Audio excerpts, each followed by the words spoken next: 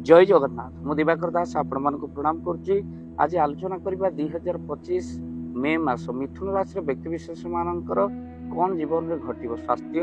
अवस्था ठू आरंभ करी लव कैरियर ता सहित आपणकर भाग्य कौन रहिबो आपणकर ये संपूर्ण रूपे वीडियो को देखिले आपण जानि परिबे।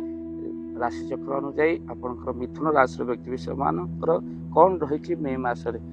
आपणकर एही मासरे बृहस्पति चलन राहु केतुर राशि परिवर्तन आ जहाद्वारा आपणकर कौन रहिबो आपणकर राशि उपर प्रभाव मिथुन राशि व्यक्ति विशेष मान बृहस्पतिर परिवर्तन हेउची तो आपनको शुभ फल देव या अशुभ फल देव ये संपूर्ण कथा को आम आपन कहबो कौन करिवे आपण माने प्रतिकार पुणी बृहस्पति जो परिवर्तन आपनको केते शुभ फल प्रदान करिवो कि अशुभ फल प्रदान करिवो ये संपूर्ण वीडियो को आपण मान देखंतु। भक्त बंधु ये आपण मान कहि रखिया चाहूँ जो मिथुन राशि व्यक्ति विशेष मानकर स्वामी होचंती बुध आ द्वितीय रे मंगल रहिचंती आ सहित चतुर्थ रे रहिचंती आपनकर केतु आ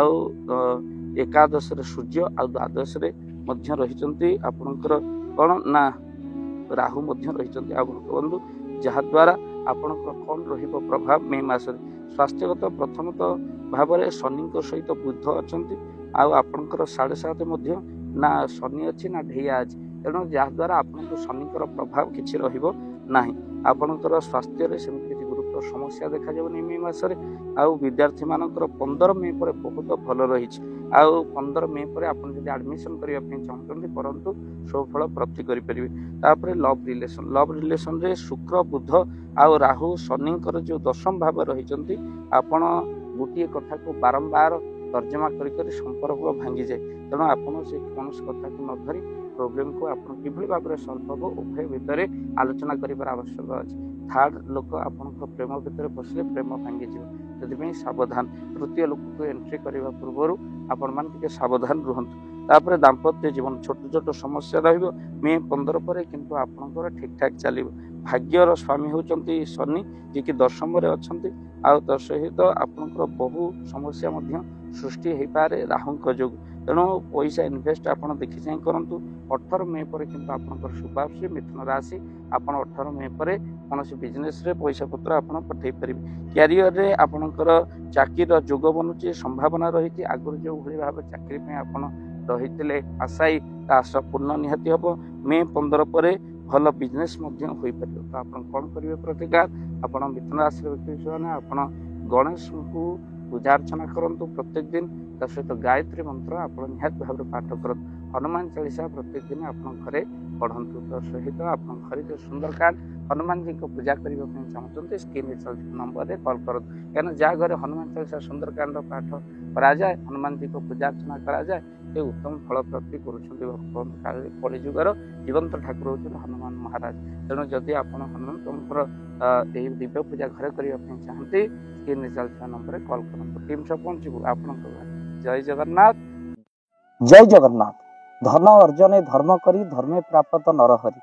जदि आपण मानक धन कौन गरीब असहाय रोगी मानक सेवारे लगी पारिला जानतु आपणकर रोजगार सार्थक हो गला आपणक धनर मध्य बहुत महत्व रहिला। तो आज आपण माने जदि चाहूचंती आपणकर से धन महत कार्य लागू जेमिति कि आमे गोटे आम्बुलांस करिचु जो आम्बुलांस प्रतिदिन किछि असहाय रोगी मानक मेडिकल रे पहुंचाए किछि गरीब अनाथ शिशु मानक मध्य आमे वस्त्र दान करू किछि रोगी मानक पाखरे पहुंचू जो माने बहुत रोगरे पीड़ित से मानक पाखरे आमे किछि अर्थ आ गरीब लोक मानकू सहायता प्रदान करू। ये किछि दिन पूर्वरु आपण माने सहयोग कले आमे मध्य किछि कंबल असहाय मानक पाखरे जाई पहुंची बांटी थिलु आपण को कृतज्ञता ज्ञापन करने सहित जदि आप चाहूँगी आपण धन आम द्वारा कौन महत्व कार्य लागू तो स्क्रीन रे चली नंबर रे निश्चिंत आपण कॉल करंतु आउ आपण विवाह वार्षिक